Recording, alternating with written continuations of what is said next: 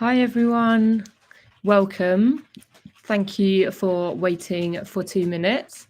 I will just give everyone kind of 30 seconds just to settle in and make sure that they can hear me okay.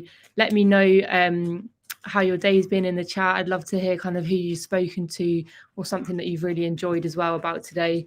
It'd be great to see who's watching this afternoon for our final session of the day. Cool, so I can see lots of you are joining now.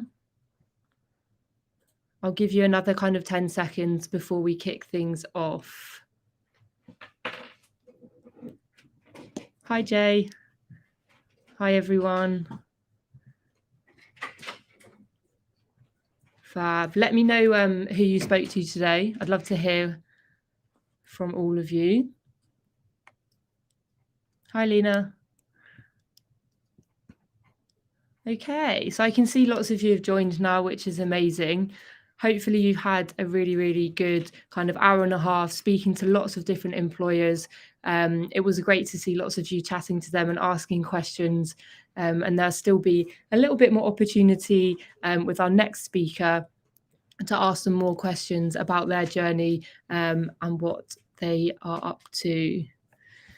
So I'm really excited for the next section. We are going to be introducing Steph, and Steph is a project manager at tech company Arm, who lots of you might have spoken to today in the booths actually, and I'm really excited to introduce Steph, as she's going to be talking about her journey and some of her tips, thinking about your next steps, which I know is kind of where lots of you are at the moment. She'll also be talking a bit about the application process and importantly, how to succeed once you've secured an opportunity. So I'm really excited. I'm going to pass over to Steph very shortly. Let me just move this along. Hi, Steph. Hello.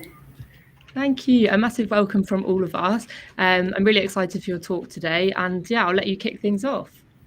Okay, thank you. And a special hello to Danish Age and to Ninja Puppy Cat, who's just got the best name in the world. Right. So from the start, hello everyone. It's good to be with you this afternoon. First of all, my name is Steph Dove. I am a project manager at Arm. I'll ask Polly if you can just flick into the first slide. My talk is about going from education to the workplace. It's a terrible title, but I couldn't come up with one any better. So our agenda for the purposes of this presentation are, well, first I'll go through a quick introduction of me. Second point is you've already completed your education journey, so now what? So this is just ideas around what you can do in your thinking around where to go. Once you've decided what direction you want to go, the next slide is going to be about getting ready to go for it and thinking about the job application process. And finally, at some point you will be successful, and it's just some tips and tricks on how to make a success of your job. Thank you, Polly. So, introduction about me. Well, I am, as I said, I'm Steph Dove. I've been working pretty much forever since I left school very early. I left at about 16. My world is my family. I've got 2 kids who are kind of around your age, actually, and lots of cats. And basically, most of the last couple of years they've spent on the sofa interrupting my conference calls. So yeah, I'm a very normal person. I have to say, and you've probably picked up already, I'm not a professional presenter. I try. I'm putting myself out of my comfort zone doing this. I'm kind of just a very real person. But I will do my best, so please bear with me. My work history, well, today, I love cats too. Thank you, Nintendo fan number 1. Today, I work for a company called Arm. To be honest, if you're lucky enough to get to work for Arm, they are my favorite ever company to work for. And I've worked for a few big names, actually, in my time. So they are a really caring, genuinely caring, sharing, fantastic place to be. As a project manager, my work involves, well, it's kind of like this here. I'm going to use the cats here. We use the term herding cats. So Arm contains a lot of big brains, really, really smart people. I don't pretend I'm one of those particularly, but what I can do is I can help them because the very, very big brains are not always the very, very best at organising themselves. So what I do is I kind of work with them to pull things together into kind of organised structures and plans, so they can actually build things and get them delivered on time, and we can be telling them where they're going to go. So that's where I am today. My journey to get here was very not normal. Basically, I started working millions of years ago in Boots on a checkout. So I'd like to say I had a glowing academic career. I really didn't. I left school really fairly early, and I've got where I am today by hard work and nothing else. So, you know, the fact that I can do it is pretty much why I'm talking to you now. So from working in Boots, I got into management. Basically, I started managing teams. I ended up managing stores and teams of up to sort of 50 people. And from then, I went up into head office because somebody worked out that actually I was all right at maths, and actually I'm kind of okay at talking to people. So they asked if I'd go out around the country. You know, the electronic tills that when you pay for things in a shop, I was putting them in different stores across the country and training people on how to do it. So training experience there. Then went into sort of project coordination, so organising different people going to the tills and things like that. And because I was quite organised, they then thought that possibly I might actually be all right with computers. So they gave me an opportunity to try computer programming. So then that was the next 10 years of my life. I kind of trained up as a computer programmer, went through software, system engineering, all of that kind of side of it, and eventually ended up in management. And that's kind of basically how my journey's gone. There's been no formal training. I've had training on the job. And it's when people have given me an opportunity, I've basically just sort of taken them. Excuse me, I just need to hide that so I can see what I'm going to say next. Diversity and inclusion, though, what I will say is I am trying my absolute hardest to get this right at the minute. My daughter is extremely hot on it, Arm are extremely hot on it, and I am. But I'm also very old, and it's taking me a bit of learning. So if I make any mistakes, please bear with me. Feel free to put it in the comments, and I will try and learn from that. So please don't be offended. I absolutely don't mean any harm to anybody ever. So why I think I can help you? Well, basically, I've been you. I've been very much in the position where when I left school, I did not know what I wanted to do. I didn't even know what I was good at that point in time. All I knew is that I kind of wanted to live my life and not just exist. But you don't know the detail, you don't need to know the detail, but I didn't have the easiest start. And that was kind of all I had to go on. On paper, I really am nothing special. I have a handful of exams. I've got various qualifications that I've gained on the job, but I don't have the glittering degrees and everything like that other people in ARM have. Academically, I was never the person that could learn from someone say, read this book, take it in, and then tell me what it says. I can't do it. I can't remember. I don't learn that way. The way I need to learn is I need to do something. So working in the real world, when someone's saying and showing to me, like, you've got to do this, and if you do this, then it's going to do that, and then it's going to do... When I can see it and when I can do something, and coding is a good example. When you write your own code and you try something and it doesn't work, then you try again and you do it a different way. That's how I learn. I learn from trial and error. And so there are definitely different types of learning. You know, all respect to everybody that can learn from a textbook, but it was never, ever going to be me. So I didn't go to university because I wouldn't have learned anything if I did.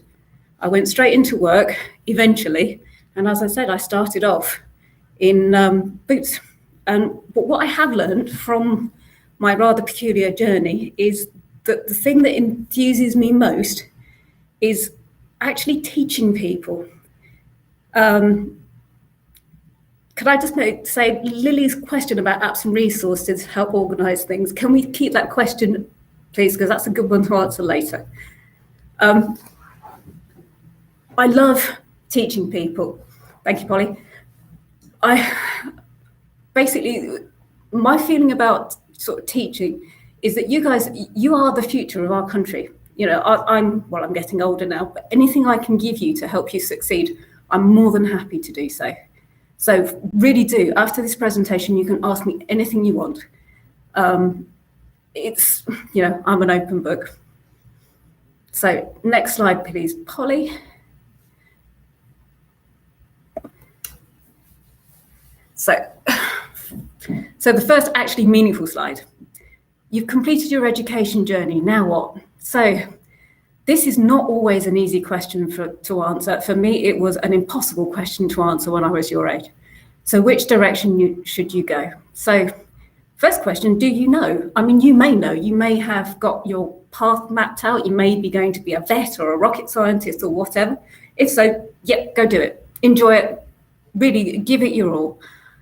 If you're anything like me, you probably won't have a clue. But if you don't know what you're going to do, some tips and tricks are have a think about what you're good at. What naturally interests you? Are you naturally an organized person? If so, do you think you can organize other people? Do you love working with people? There are all sorts of places you can go where you can work with people. Do people like to listen to you? Do you play an instrument amazingly? Are you a fantastic artist? I mean, you may be a fantastic artist, but there are lots of things you can do with art. The thing about art is it's one of those things that you tend to make an awful lot more money when you're dead, so it's not necessarily the best career choice in the world. But you could go into marketing, or you could go into dress designing, go work for a retailer, go into the design departments. But you can go all sorts of directions with things. You've just got to start thinking a bit sideways. So what are your talents? What kind of job would it fit for you? Do you feel passionate about anything? Do you care massively about the environment? You can get involved in all sorts of things to do with the environment. You can start volunteering. There are jobs that come up all the time in that kind of world. But basically, start to focus on, look at yourself critically and think where to start. Don't ever be afraid of having a go, and then if you don't like it, changing. How can you get where you want to be? Okay, so say you've got an idea of roughly the direction you want to go now. How do you get there? Because it's not always straightforward, and no one's putting a door in front of you. Well, the first thing is do your research. Research. So all information is useful. Basically, go and find out everything you can about that job. Use Google. Use things like LinkedIn. Use people that you know. Take all the information in, but it's quite important, I would suggest, to separate fact from opinion. Lots of people will say, oh, not sure about that, and so on and so forth. Try and actually look at the actual facts. It doesn't matter what anybody thinks. This is about, people sometimes have bad experiences of their own, but that doesn't mean it's necessarily going to be the same experience for you. If you don't know anyone, or you really can't find out, say if you want to be a film director, then go and talk to approach somebody in the industry. Find customer services at Netflix. Find think about someone that you could approach. Go sideways in your thinking. Just approach anybody. You can write to them. They may not answer, but they might. And all you're asking them is how do I start? What's the best way to get my foot in the door? I'd really, really, really like to work for you. What can I possibly do that would be of interest to you? Some key tips. This is quite an important one. Don't assume you can't do something because you don't know what a job title means. A really good example that I always fall back on here is something called QA, which in coding is what we call quality assurance. In the real world, that's something called testing. And what that means is someone will write a program, say they write a game for your phone or something like that. The QA is the person that tests it doesn't break when you're playing the game and they don't find a bug. That's QA. But if someone says, oh, are you going to be a QA? Lots of people haven't got a clue what that means. So look beyond a job title. Look at what's in the job, because you might find that you can do it. And also don't be scared off if you can't do all of it. You can still apply. People are often quite willing to actually invest in you to plug a few gaps. It doesn't matter if you don't know how to use Microsoft Project, for example. You can learn that. What you can't learn necessarily is how to be a decent person and how to talk to people so they'll like you. So, you know, don't worry about not having all the skills. Sometimes starting in a low-level position can lead to a fantastic career. Well, I'm testament to that. It can, but that comes on to the last part. The biggest thing I can say to you about to get into your mindset is you've got to work hard. Going from education to sort of real life full-time employment, it is hard work. There is no way of selling that down.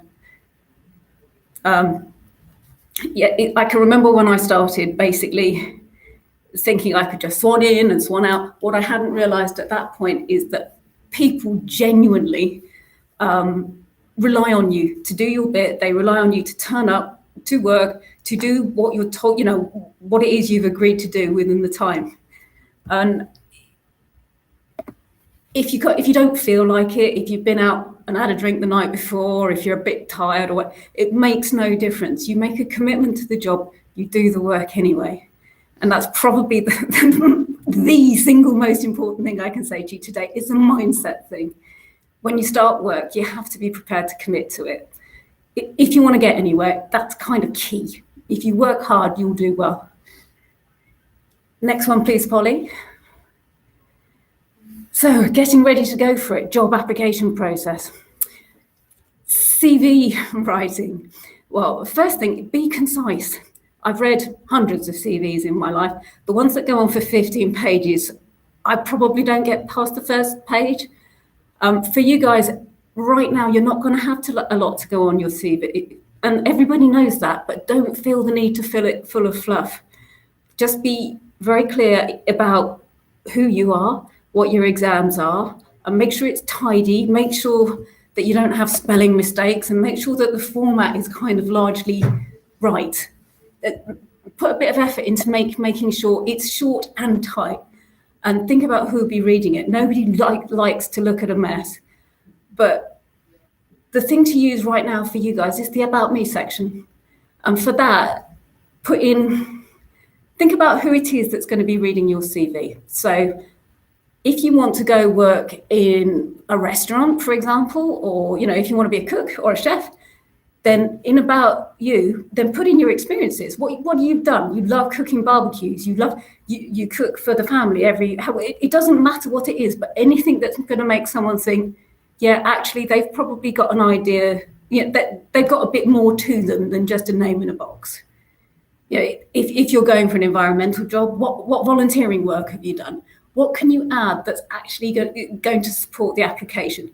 I mean, I'm sure everyone would like to know that you love horses, but it's never going to be of any use to a job application. So it's just, again, it's a mindset thing. It's think about who's going to be reading what you write. Applying for jobs.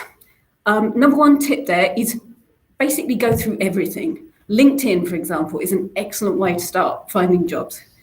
But there are lots and lots of websites out there.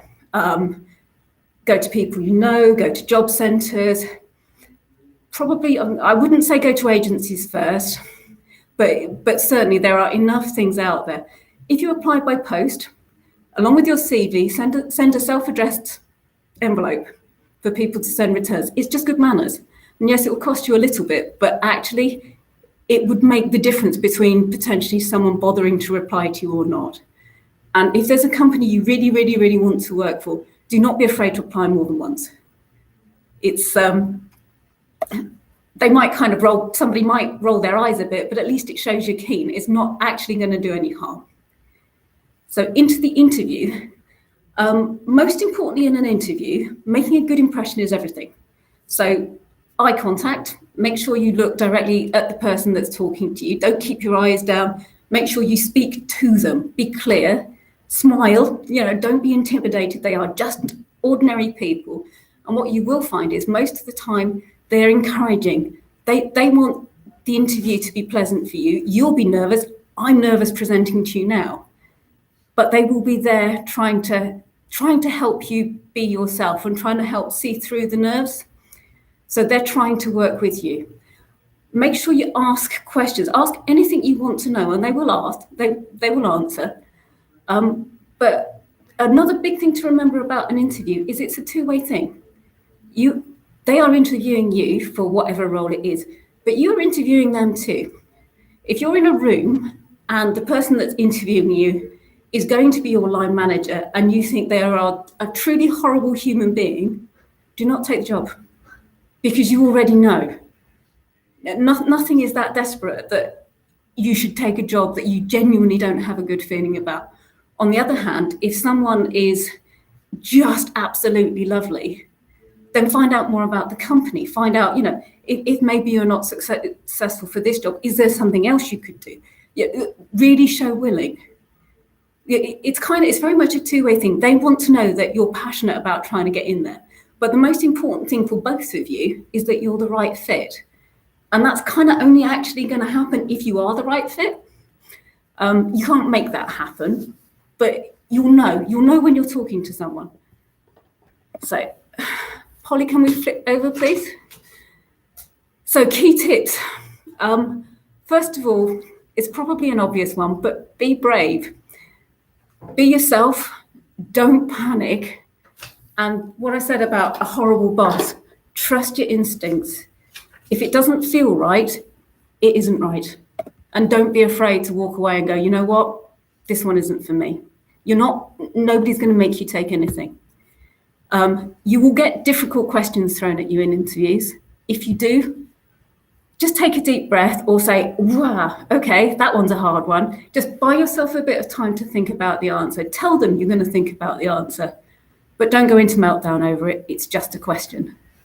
And finally, if you don't get the job, don't worry about it. Just go for the next one. If you don't get the job, it wasn't meant to be, but don't beat yourself up for it.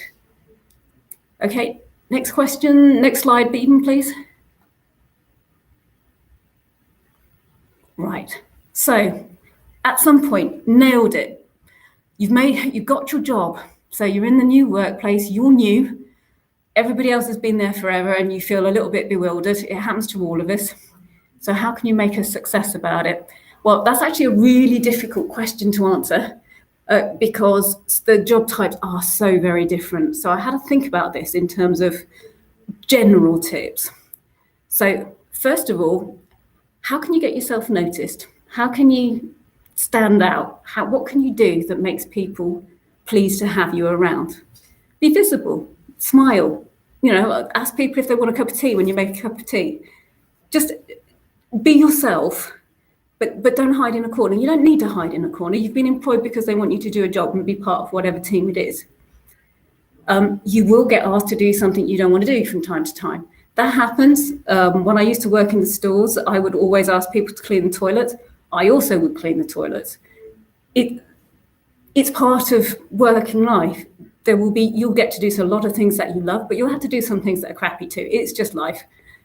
How to learn from everyone around you, and handling different personality types are kind of important.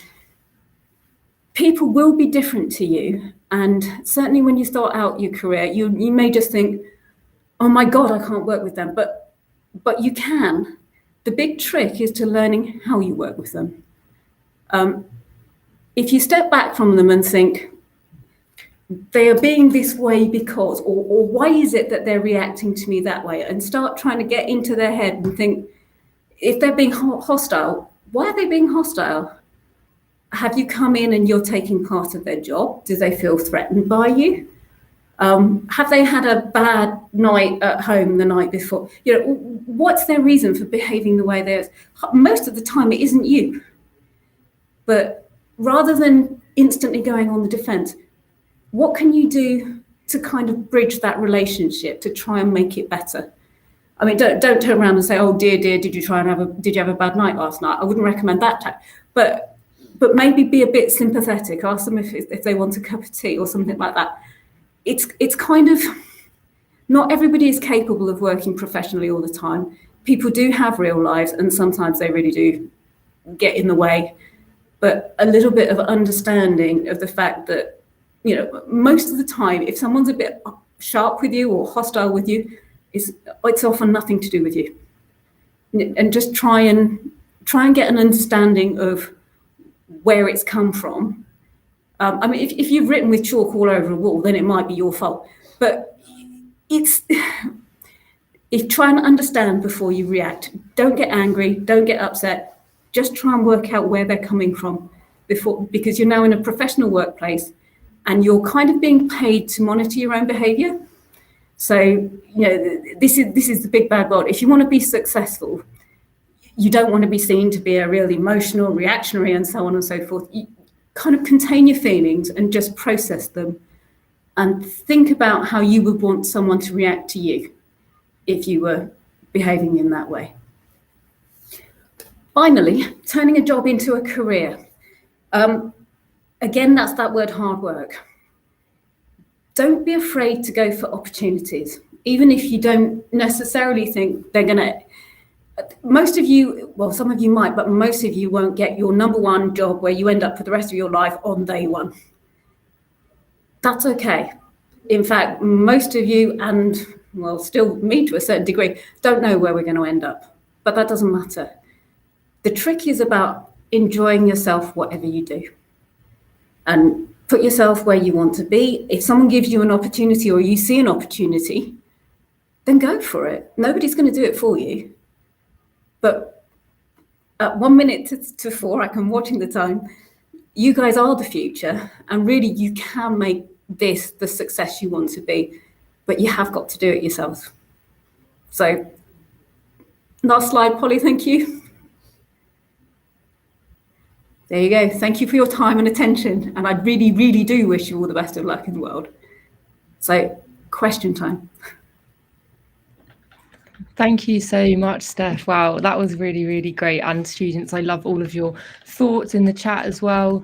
Yeah, just amazing. Thank you so much, Steph. And we have had loads of questions. So I'm going to start with the one actually that you mentioned, because I thought this was a really nice one. Quite a practical kind of question. I think it was from Lily. And this was, what apps and resources do you use to help organise things for unorganised people? Microsoft tends to be our friend. We have something called Microsoft Project. We also, in the computer world, we have a system called Jira, which is all about managing tasks and progress and things like that. But that's if you go the software route. But Microsoft Office, Microsoft Project, it used to be Microsoft Access in the old days, but I don't think anybody uses that anymore.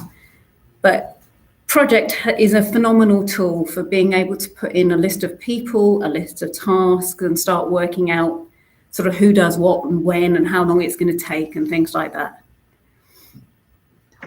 Yeah, some great advice. I really like that question as well. One that I thought also was a really great question was, how do you manage your time between work and making time for your family? And I guess for lots of the students, this will maybe be between kind of college and social life and things like that. So a good kind of question about balancing your time. It's an incredibly difficult question. I think what we tend to say, or we try and say, is that if you're managing your time well, you should be able to do both. If you're working hard, you should be able to manage what you commit to do so it fits within your working day. And yes, okay, sometimes you really may get an odd situation where everybody decides that they're all going to work late and get something done, and that's fine. But working stupid hours forever should never be the norm. And if you're working in a place that expects you to do that, you're probably in the wrong place, would be my suggestion there. So yeah, you kind of separate the two. Have a working day, accept that if you're working this many hours, you're doing those hours, do a bit of overtime if you have to. But generally speaking, you should still be able to live your life too. I still do manage to be a mum and a cat mum and run a house, etc. I can get it all done just about, but it gets a bit tight sometimes. No, that's great advice and very relatable, I think, about kind of balancing time, and a skill that will really take you students through from school all the way into kind of employment there. So love that question. And then we have a bit more of a specific question, I guess, that's more about ARM. And this was, did you have any interest in coding at all before you kind of went into your role? And this person said that they haven't done any before, but they are quite interested in it, but kind of scared that it would be too new for them to go into. So I don't know if you've got any advice for Hannah there. Oh, Hannah, I had no experience at all. The only thing I knew was that if I looked at a list of, if I looked at a pattern and there was an error in a pattern, I could see it in about 5 seconds, and it took other people long. And that was how the place I worked out that I might be able to code, because my brain works in maths. Coding it's a bit like learning a language. So if you could take on French or whatever, or German, and you could do that, okay, then you can write computer code. It is just another language. So don't be scared of coding. It's good fun too. And also, just I suppose of interest, there's lots of online resources that you can use for coding. There are various places that do. You can just have a go and see if it works for you. But writing a code that actually does something on screen when you've done it, it's so silly, but it's so rewarding. So do have a go. Thanks for that, Steph. Hopefully that was helpful, Hannah. And fab. So the next question I wanted to kind of get onto, and I think something that, again, can be kind of translated into school as well as getting into work, was how do you manage to keep up motivation in going into work and getting work done? And what is your motivation and what gives you purpose in the workplace as well, Steph? My biggest motivator is making people happy. There's no two ways about it. I do like empowering people. I like to see people go home at the end of the day happy. I like to keep my bosses happy, which means delivering things. I do like to achieve things. So if we organize a plan and we commit to it and we execute it, then I like it to be done, because that's achieving something. But in reality, I don't ever want to do that at somebody's expense. So, if someone is upset, I'm not going to make them work 27 hours just to get something done. Yeah, the art of being a project manager is that sometimes things change, but it's just being able to manage that. Oh, that's a good question. Python or JavaScript first? Personally, JavaScript. There you go. I just answered that one. Yeah, I would go with Java. Java right now, Java is more useful, but Python is easier, but Java is very, very useful. Thanks for that, Steph. Fab. So the next question, I think you kind of touched on this a bit, so I wanted just to expand this question a little bit. So somebody asked, what are your typical hours like? And I think something else which would be really interesting to hear kind of on the side of this is, what is the culture at ARM like? Right. So my hours are, I suppose, my hours are largely about I do sort of 9 to 5:30, more or less. I'm sometimes a little earlier. I sometimes work a little later, or sometimes work through my lunch. But largely, I do a standard week. If I work longer, it's because I choose to. I may want to get ahead on something, or like preparing for you guys. I did that in my own time. In terms of the culture at ARM, it's absolutely phenomenal. They are so committed to people, to the environment, to making sure everybody is treated fairly. It's a really wonderful place to work. So cultural-wise, you will not get better than ARM, and nobody's paying me to say that either. It's just true. Thank you. Typical hours. So the comment was, what are typical hours? I would say my hours are typical. ARM allows flexibility. Quite a few places do, actually. If you work in a team where you're all delivering something together, then it kind of makes sense that you work the same hours. But when you don't have that kind of handover, or in my world, I work with people in Bangalore, in the US, in China. We work with people all over the world.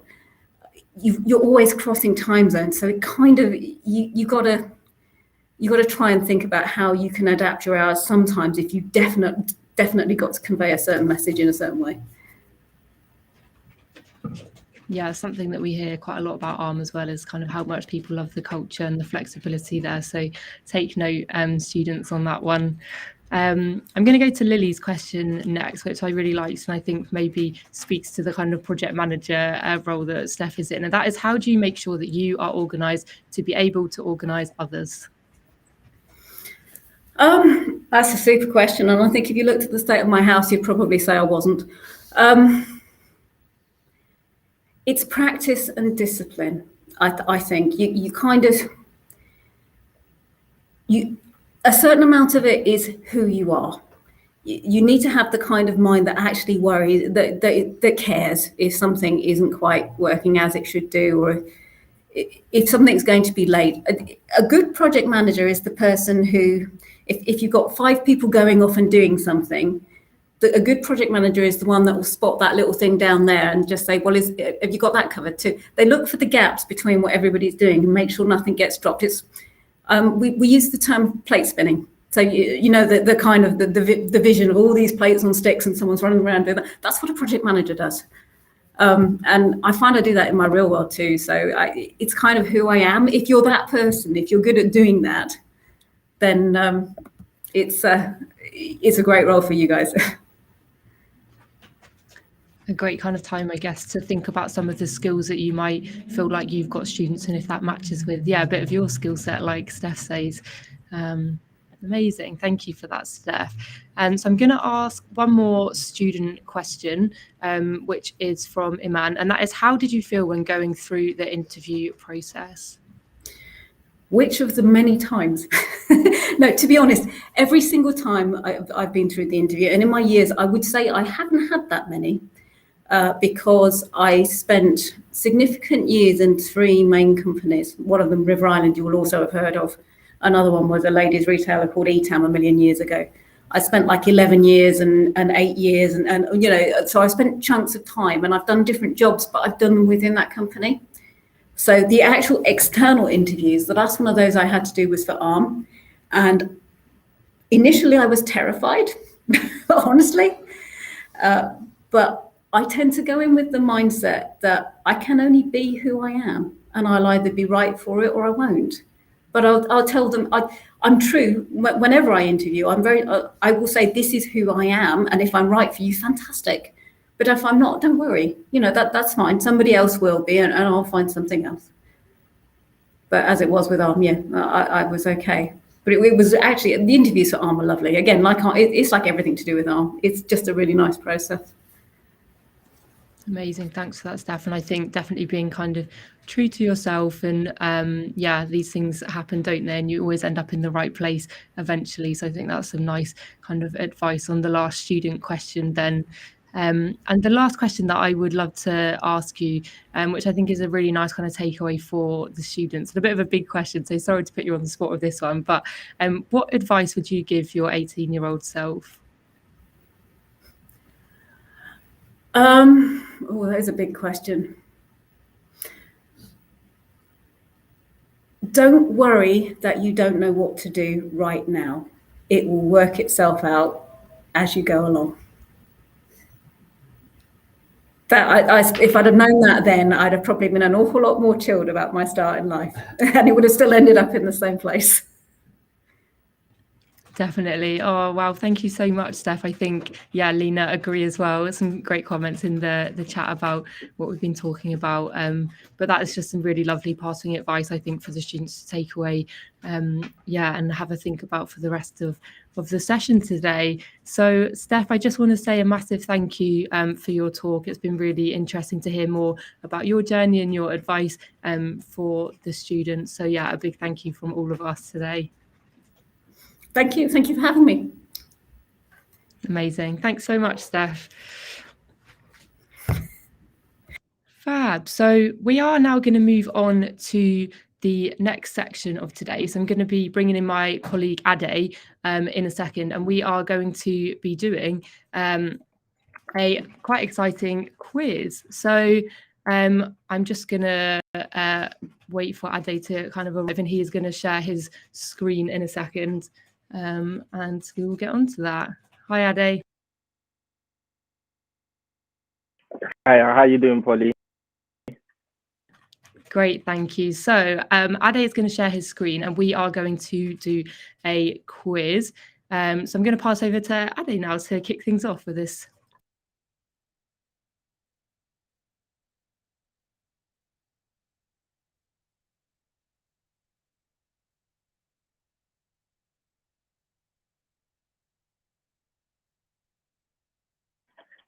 All right, guys, just going to share my screen with you guys now.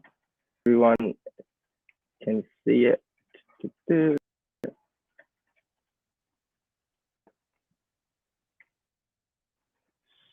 Yes, sharing my screen. If everyone can go to kahoot.it, KAHOOT.IT, and type in this game pin 8026791.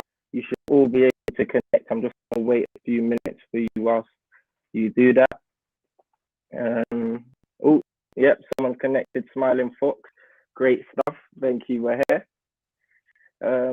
So keep connecting, guys. Thank you. Magic Cat. Cheerful Tiger. Oh, yep. Loving the names. I know they pick it themselves, but thank you, guys. Really do appreciate it.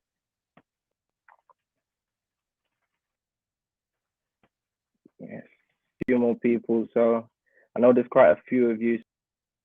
So I'll give you about 2 to join before I actually get started.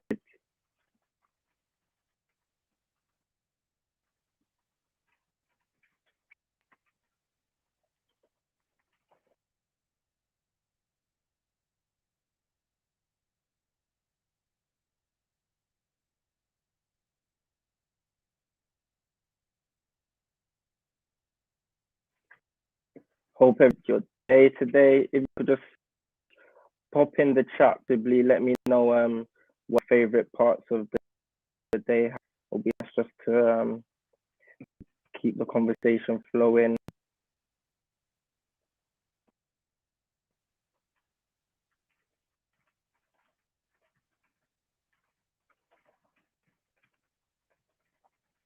Can see a few people are still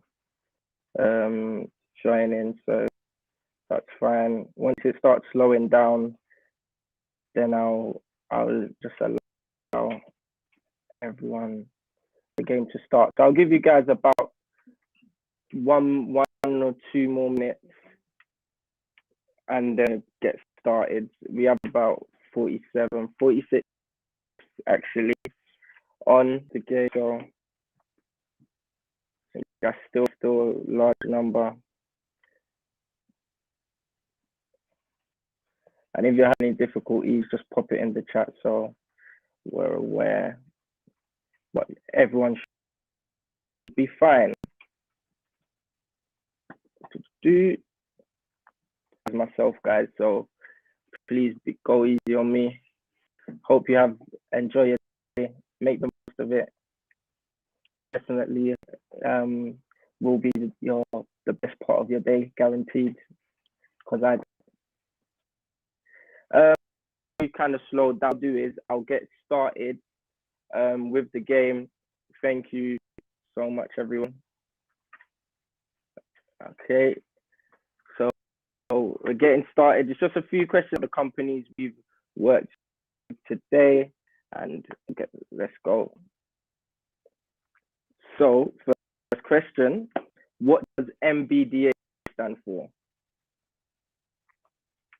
Got 10 seconds for each question. There's only one answer.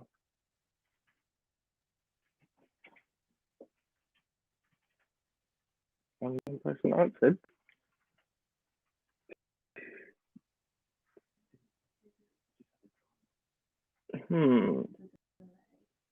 Let me see. Okay,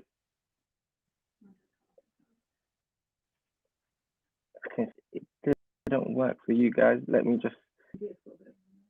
There must be a delay, so let me just work that out for everyone. We're gonna have. I'll sort this out.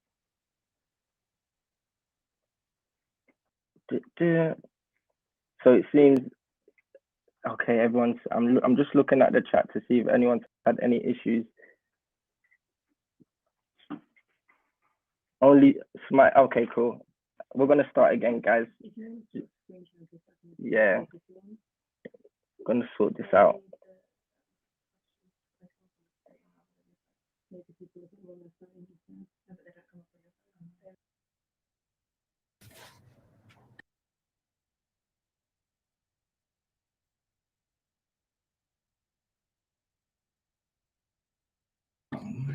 Students, it seems like we're having a few technical issues.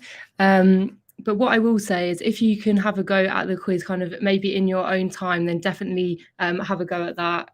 Or we can share the questions with you afterwards as well to see if any of you can kind of collect that. I'm really sorry about that. We love tech, don't we? What I am going to do then is I'm just going to share my screen again. I've seen a few of you kind of chatting in the chat about this. I just wanted to recap quickly on the scavenger hunt and a few more things just to kind of end today. Oh, I know I'm sad as well, Danish, don't worry. So lots of you have been talking about the scavenger hunt, and I know that lots of you managed to fill it all out. So just a reminder, if you haven't managed to fill it all out, you've got till tomorrow at 12 p.m. So definitely do that. You've in with the chance of winning some amazing prizes, as you can see on the screen. If you haven't done it yet, then definitely scan it and see if you can have a go over the next day as well. Amazing. So before we kind of all jump off today, there was just a few things that I wanted to kind of chat about. And one of them is LinkedIn. So I know that lots of you maybe will have heard LinkedIn mentioned today. It might be completely new to you. You might already have a LinkedIn account. But one of the kind of takeaways that we wanted to talk about, I guess, is, going away and making a LinkedIn account. So it is basically like a professional networking platform online. And it's a great way to keep up with all of the employers that you've met with today.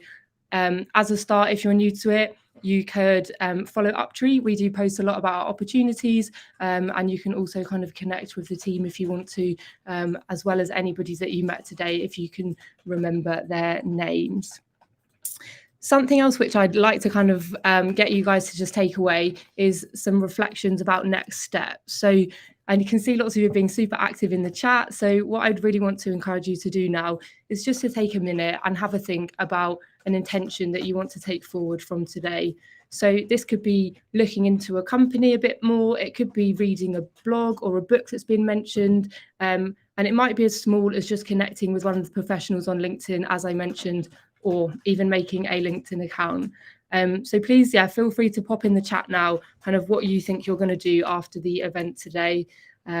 I'll give you all kind of 30 seconds just to have a think about something which you'd like to move forward in action following the networking and everything that you've listened to today.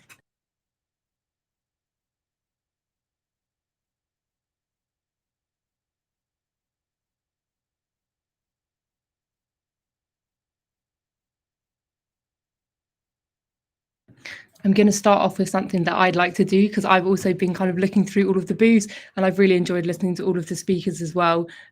So something which I'd like to do is look into some of the employers a bit more. So for example, today I kind of went and listened to Katie and Izzy at MBDA. So I can see that one of you said that you also went to speak to them earlier. So having a look at their careers website could be a really good kind of next step in terms of kind of taking away and thinking about what you've been doing today.